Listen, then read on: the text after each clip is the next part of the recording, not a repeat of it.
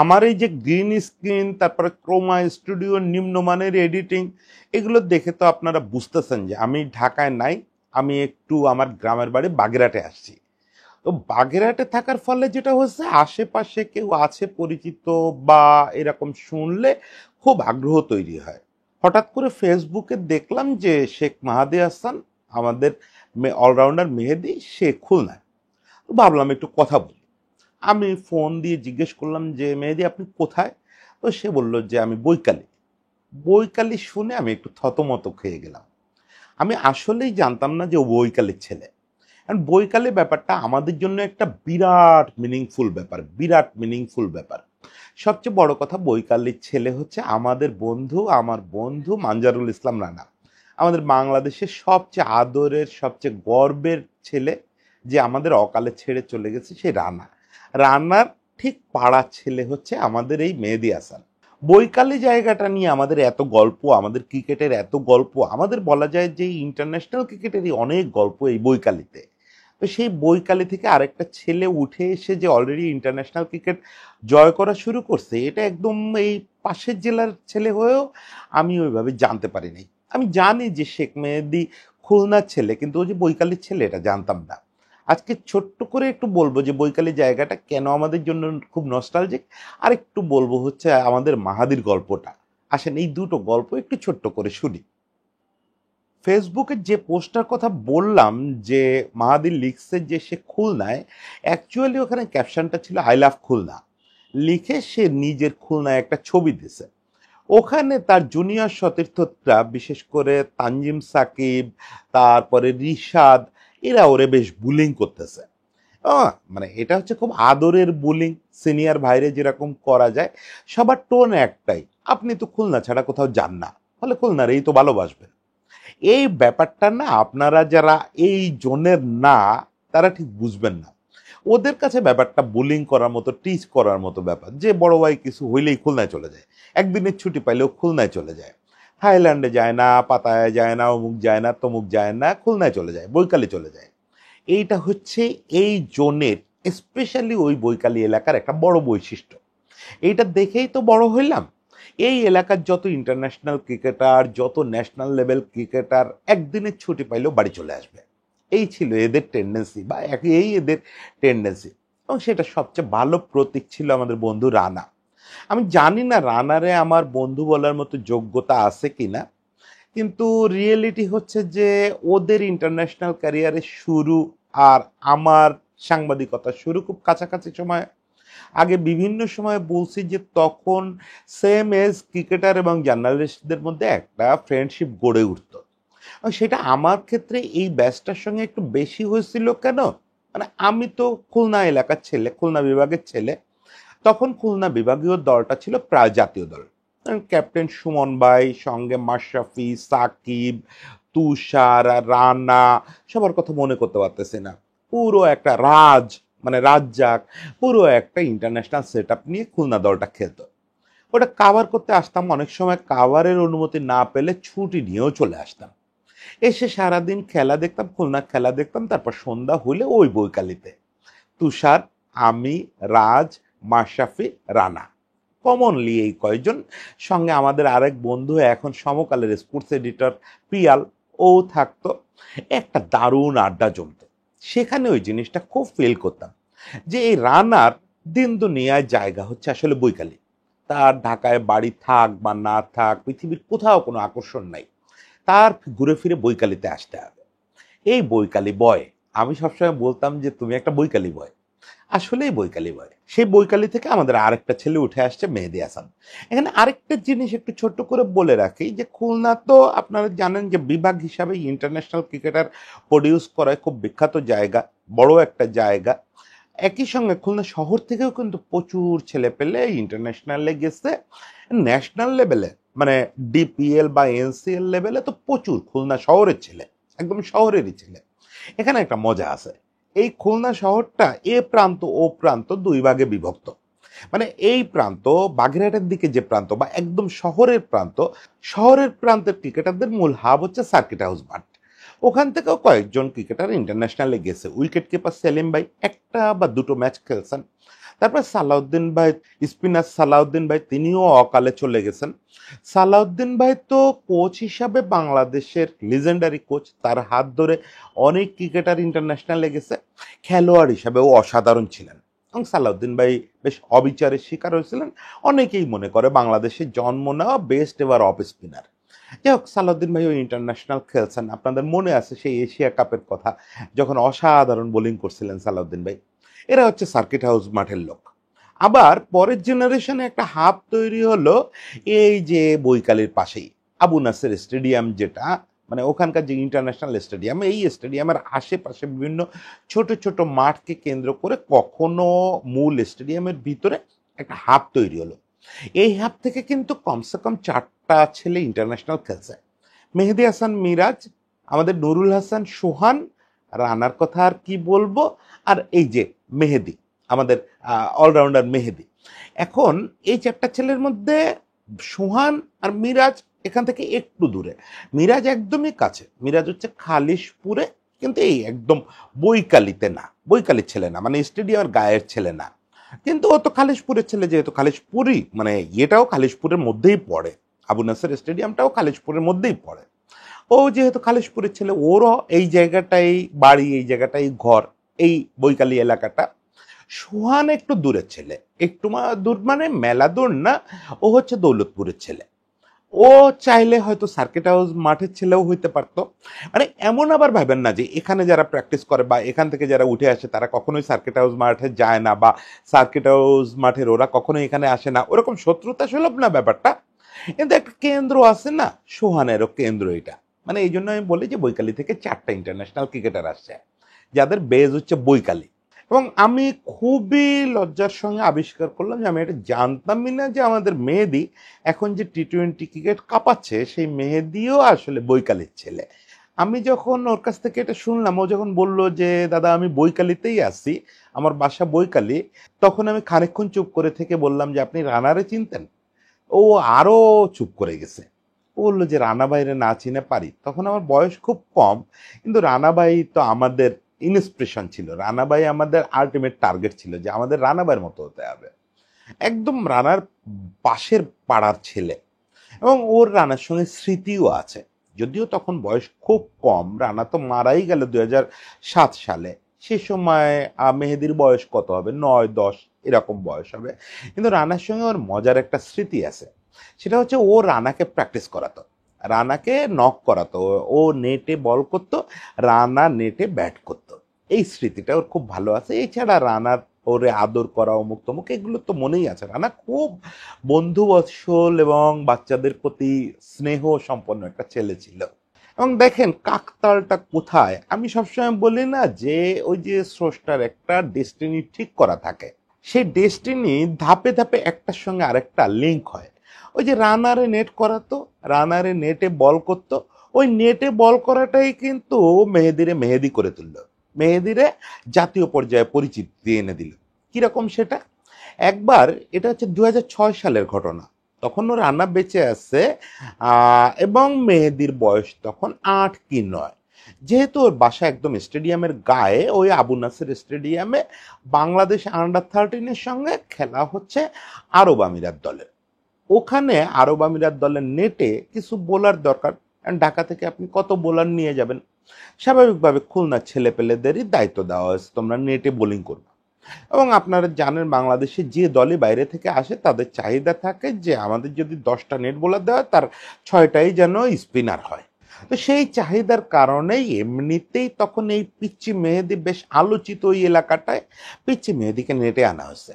নেটে এনে আরব আমিরাতের ব্যাটসম্যানদের বিপক্ষে বল করানো হচ্ছে, এবং খুব বিস্ময়ের সঙ্গে আরব আমিরাতের কোচ আবিষ্কার করতেছেন যে এই পিচ্চির বল কেউ খেলতেই পারতেছে না। বিশেষ করে যখন শাইনি বলে সে স্পিন করতেছে, এত সুন্দর ওভার স্পিন করতেছে, এত হার্ড ফেলাচ্ছে উইকেটের উপরে, কেউ খেলতেই পারতেছে না। ট্র্যাডিশনাল স্পিনার নাই, একটা অন্যরকম কিছু। তখন সে কোচ আগায় এসে কথা বললেন এই ছেলেটার সঙ্গে। কোচটা কে ছিলেন বুঝতে পারেন? সে কোচটার নাম ছিল চান্দিকা হাতুর সিং। বহুকাল পরে যে হচ্ছে মেহেদির ন্যাশনাল টিমের কোচ হবে। চান্দিকা হাতুরু সিং মেহেদিরে ডেকে বললেন যে তোমার বোলিং আমার খুব ভাল লাগছে, খুব ভাল লাগছে, তুমি ইন্টারন্যাশনালে খুব সফল হবা। কারণ দিনটা এমন আসতেছে এই যে শাইনি বলে তুমি যেরকম স্পিন করাচ্ছ, ওভার স্পিন করাচ্ছ, এটা একসময় পৃথিবীর সবচেয়ে গুরুত্বপূর্ণ ব্যাপার হয়ে দাঁড়াবে। আর কোচ হিসাবে তো হাথুরুস সিং এর কোনো তুলনা নাই, এবং ক্রিকেট জাজমেন্ট, ক্রিকেট রিডিং এটা তো অন্য লেভেলে। মানুষ হিসাবে লোকটা একটু ঘাড় তেড়া, একটু ক্রেজি টাইপের, সেটা আলাদা কথা, কিন্তু কোচ হিসাবে তো অসামান্য। ফলে সে জেম চিনে ফেলছে এবং এতটা খুশি হচ্ছে সে তার নিজের স্টক থেকে মেয়েদের একটা ব্যাট আর একটা বল গিফট করে গেছে। মানে এমনি মুখের কথা হয়তো পিঠ চাপড়ায় দেওয়ার জন্য যে কেউ যে কাউরে বলে। আর আমি হাতুরু সিং এর এই এত কাল দেখার ফলে যতটুকু চিনি, হাতুরু সিং এর কাউরে যখন নিজের স্টক থেকে একটা ক্যাপও গিফট করে, that means a lot, that means a lot. মানে সে এই ছেলের মধ্যে একদম ভবিষ্যৎ দেখতে পাচ্ছে, এবং হাতুরু সিং এর দেখাটা মোটেও ভুল হয় নাই। এরপর সে খুব দ্রুত এজ লেভেল বিভাগীয় দলে, সেখান থেকে এজ লেভেল ন্যাশনাল টিমে চলে আসছে, এবং এজ লেভেল ন্যাশনাল টিমে সে যখন আন্ডার 14 খেলে, আন্ডার 14-এর পরপরই তার ফার্স্ট ক্লাস অভিষেক হয়ে গেছে। মানে ও যখন পিচ্ছি, ওরা আপনি বলতে পারেন প্রডিজি। শেখ মেহেদীর আপনারা দেখবেন, শেখ মেহেদীর অনেক ছবি পাওয়া যায় অনলাইনে, যখন সে লিখে লম্বা অনেক কাল ধরেই, কিন্তু যখন ওরা আর কি মুখ থেকে বাচ্চা ইয়েটা যায় নাই, একদমই যায় নাই, এখনো যায় নাই। এখনো শেখ মেহেদীরে দেখলে মনে হয় বাচ্চা একটা ছেলে, কিন্তু একদমই বাচ্চা থাকতেই ও ডোমেস্টিক সার্কিটে মোটামুটি কাঁপানো শুরু করছে। এবং এখানে আরেকটা টুইস্ট দেখেন, ওর যখন ফার্স্ট ক্লাস অভিষেক হলো, ফার্স্ট ক্লাস অভিষেকটা হলো 2 ইনিংসে 50 করে, পরের টেস্টেই 120 বা 140 এরকম একটা ইনিংস, মানে ব্যাটে কাঁপায় দিয়ে শুরু হলো। তখন কিন্তু আমরা যখন প্রথম শুনলাম যে এরকম একটা পিচ্চি আসছে খুলনা থেকে, যে এসে ডোমেস্টিক কাঁপায় দিচ্ছে, সব ধরনের ডোমেস্টিক, ডিপিএল, তারপরে এনসিএল, যত ধরনের ডোমেস্টিক হচ্ছে কাঁপায় দিচ্ছে, খুলনা দলের ওই দুর্দান্ত খেলতেছে, তখন আমরা জানতাম হি ওয়াজ এ ব্যাটিং অলরাউন্ডার। কালক্রমে সে আন্ডার 19 খেললো, মানে লিটনদের ওই ব্যাচটা হচ্ছে তাদের ব্যাচ, এবং এরপর শেখ মেহেদীকে আসলে খুব বেশি পেছন ফিরে তাকাতে হয় নাই। ওরকম দুর্দান্ত ব্যাটিং, সলিড ব্যাটিং করতে পারে। ফার্স্ট ক্লাস ক্রিকেটে সে যখন ব্যাটিং করে তখন প্রপার সে ব্যাটসম্যান, আবার যখন শর্টার ফরম্যাটে করে তখন সে হার্ড হিটার হিসাবে আবির্ভূত হয়। মানে অলরাউন্ডার হিসেবে কোনো ঘাটতি নাই। সবচেয়ে ইন্টারেস্টিং যেটা হলো যে নতুন বলের স্পিনার হিসাবে, শাইনি বলের স্পিনার হিসাবে সে বাংলাদেশের সবাইরই সম্ভবত আউট প্লে করে দিল। দেখেন 92-তে দীপক প্যাটেল যখন স্পিন বলে নতুন বলে বল করলো, তখন সেটা ছিল পৃথিবীর জন্য একটা সারপ্রাইজ। এর আগে কখনো ইন্টারন্যাশনাল ক্রিকেটে এইরকম দৃশ্য খুব একটা দেখা যায় নাই। একটা দুটো সিঙ্গেল ওভার হয়তো কেউ কখনো বিচ্ছিন্নভাবে করতে পারে, আমি জানি না, কিন্তু খুব রেগুলার জিনিসটা শুরু করলেন হচ্ছে 92 ওয়ার্ল্ড কাপে দীপক প্যাটেল, নিউজিল্যান্ড এটা শুরু করলো। এরপরে আস্তে আস্তে বিভিন্ন দল যেসব জায়গায় স্পিনিং উইকেট হয়, টার্নিং উইকেট হয়, সেসব জায়গায় নতুন বলে স্পিনারদের ইউজ শুরু হলো। আমাদের এখানেও যখন স্লো, লো, টার্নিং উইকেট করা হতো, তখন রাজ, ইভেন রফিক বা সাকিব সবাই পাওয়ার প্লেতে বল করতো।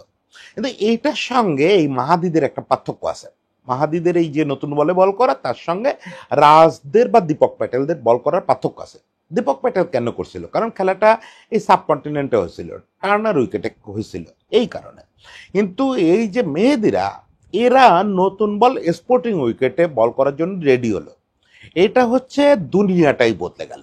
শুধু মেহেদি এটা বদলাইছে তা না, বিশেষত টি-20 ক্রিকেটের আবির্ভাবের পরে দেখা গেল যে নতুন বলে স্পিনাররা যদি বাড়তি পেসে বল করতে পারে এবং উইকেটে হার্ড ফালাইতে পারে, বলটা খুব শক্তভাবে জোরে হিট করাইতে পারে, সঙ্গে একটু ওভার স্পিন করে, তাহলে নতুন বলে পেসারদের চেয়ে এরা বেশি এফেক্টিভ হয়।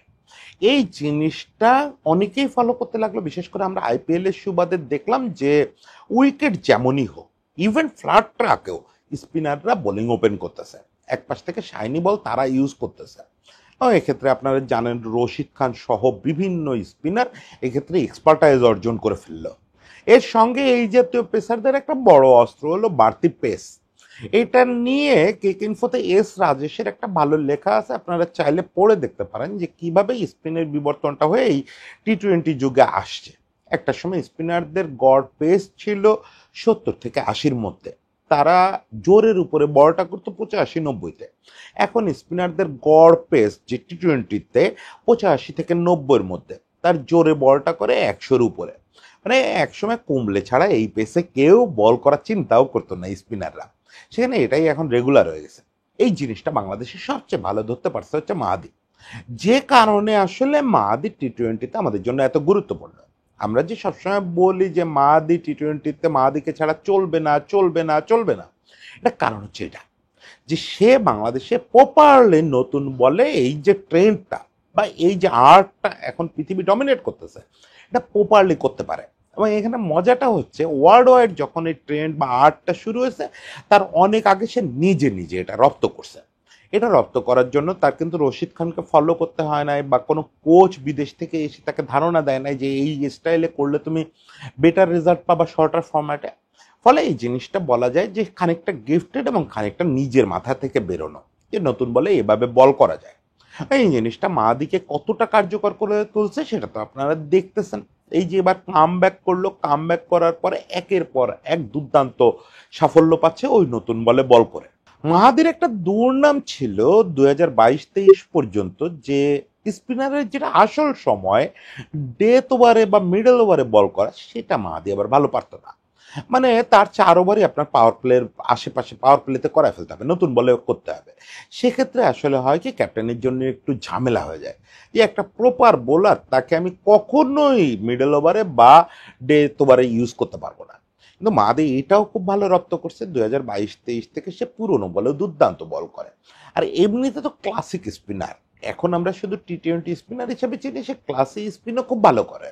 ফলে তার পুরনো বলে নিজেকে রপ্ত করাইতে খুব একটা সময় লাগে না। এখন যদি বলেন সে একটা টোটাল স্পিন প্যাকেজ, সে পুরনো বলেও সুন্দর বল করে, নতুন বলেও সুন্দর বল করে। আর ব্যাটিং এর ব্যাপারে যদি বলেন, আমার কাছে মনে হয় ব্যাটিং এ মাহাদি হচ্ছে ইন্টারন্যাশনালি মোস্ট আন্ডার ইউজড একটা ব্যাটসম্যান, মোস্ট আন্ডার ইউজড। এটা হইতে পারে না। মাহাদির ব্যাটিং এত সুন্দর, ওই যে বললাম যে সে প্রপার ব্যাটসম্যান হিসাবে খেলতে পারে। আপনি দেখবেন দু একটা দিন এর মাঝে কোন একটা ম্যাচে যেন সে টি-20তেই একটা ইনিংস খেললো দলের বিপর্যয়ের মুখে, প্রপার ব্যাটিং করলো, একদম প্রপার ব্যাটিং করলো। আবার সে চাইলে একদম হিট অ্যান্ড মিস টাইপের ব্যাটিং করতে পারে, ওটাই বেশি করে বলে ওটাই চোখে লাগে, মনে হয় ওটাই পারে। ফলে তারে লোকেরা 7-8 নম্বরেই রেখে দেয়। এই জিনিসটা তারে প্রপার অলরাউন্ডার হইতে দিচ্ছে না, এটা খুব দুঃখজনক। সে আসলে প্রপার অলরাউন্ডারই, তার ব্যাটিং করা উচিত আরও ওপরে। এবং আমাদের ওপরে বিভিন্ন জন বিভিন্ন ফরম্যাটে যেরকম ব্যাট করে তার চেয়ে মাহাদি অনেক ভালো ব্যাটসম্যান। মাহাদির আপনি লঙ্গার ভার্সনে যদি ওর ব্যাটিং দেখেন আপনি বুঝবেন যে ওই চেয়ে অনেক বেটার ব্যাটসম্যান। ওর ব্যাটিং আরও ইউজ করা উচিত। তবে যেটা সবচেয়ে বেশি উচিত সেটা হচ্ছে মাহাদিকে নিয়মিত সুযোগ দিয়ে যাওয়া। দেখেন 2021-22 ছাড়া কখনোই মাহাদি টানার সুযোগ পায় নাই। এটার জন্য আমাদের কতগুলো কুসংস্কার এবং খুব দ্রুত অধৈর্য হয়ে যাওয়ার ব্যাপার দায়ী। 2021-22-এ আমরা যেহেতু ঘরের মাটিতে বা এই ধরনের ট্রাকে প্রচুর খেলছি, মাহাদি অনেক সুযোগ পাইছে এবং ওই সময় মিরাজ মাহাদি দুজনই টিমে খেলছে, এরকম হয়েছে।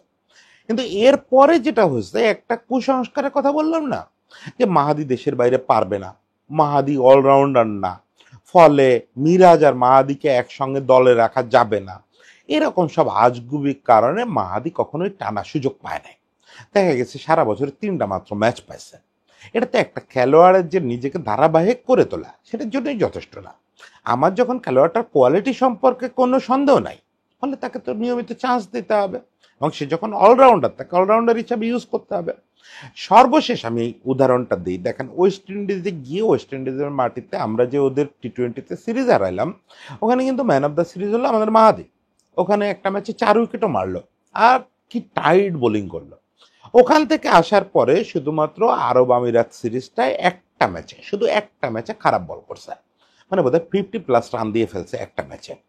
এরপরে আবার সে গ্যাপ পড়ে গেছে, আবার সে চান্স পাচ্ছে না।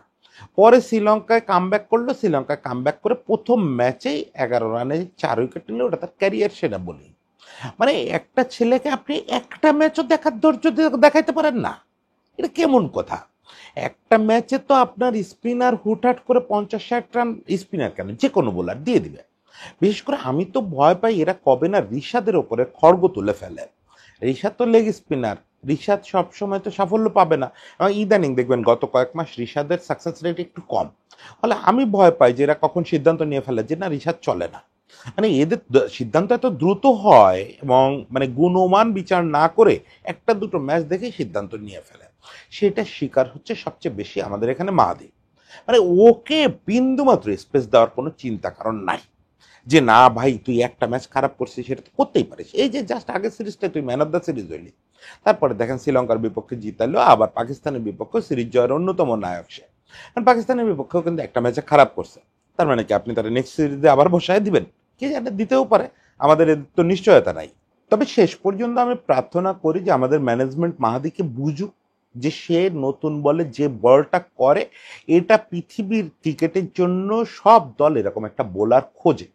দেখেন সে যখন প্রথমে ইন্টারন্যাশনালে আসলো, আমার মনে নাই কোন একটা পত্রিকা হেডিং করছিল যে আমরা নিজস্ব সুনীল নারিন পেয়ে গেছি। মানে আমার কাছে ব্যাপারটা একটু অতিকথন মনে হয়েছে, কিন্তু একেবারে উড়ায় দেওয়ার মতো কথা না। আপনি যদি মাহাদিকে প্রপারলি ইউজ করতে পারেন, তাহলে মাহাদির হিট অ্যান্ড মিস স্টাইলটা যদি ব্যাটিংয়ে আপনি ইউজ করে টপ অর্ডারে পাঠায় দেন ওকে, আর ওই নতুন বলে বল করা, দুইটা মিলায় ছোটদের সুনীল নারিন হওয়ার যথেষ্ট যোগ্যতা তার আছে। যাই সেটা আলাদা ব্যাপার, কিন্তু প্রপারলি ইউজ করেন তারা ধারাবাহিকভাবে খেলান, তার ব্যাটিংটারও এইভাবে নেগলেক্ট করেন না, তারা 8-9 খেলায় নষ্ট করেন না। এবং এইটা বলেন না যে সে অলরাউন্ডার না, সে শুধু বোলিং দিয়ে মিরাজের সঙ্গে কম্পিট করতে পারবে না। এই প্রসঙ্গটায় দেখেন ও যে আবার ঘুরে ফিরে বৈকালী লিঙ্ক হয়ে যাচ্ছে। সেটা হচ্ছে যে আমাদের বৈকালী বেজ এই ছেলে পেলেদের ভাগ্যটাই এরকম। আপনি যদি সোহানের কথা ভাবেন, সোহানও সব কিছু করে, যথেষ্ট সুযোগ পায় না। রানার ব্যাপারটা আজকে রানার নাই, রানার কতটা সুযোগ পাইছে কি এইগুলা বললে অনেকে হয়তো বিব্রত হবেন। স্টিল আমি একটা লাইন বলি যে রানা যথেষ্ট সুযোগ পায় নাই। রানার যা জাতীয় দলে সুযোগ পাওয়া উচিত ছিল, যত ধারাবাহিকভাবে সুযোগ পাওয়া উচিত ছিল, সে পায় নাই। সে ম্যান অফ দ্য সিরিজ হওয়ার 2 সিরিজ পরেই দল থেকে স্কোয়াড থেকে বাদ পড়ে গেছে, এরকমও হয়েছে। রানা আমাদের বড় বড় জয় এনে দিছে, তারপরে রানার সে মূল্যায়ন হয় নাই।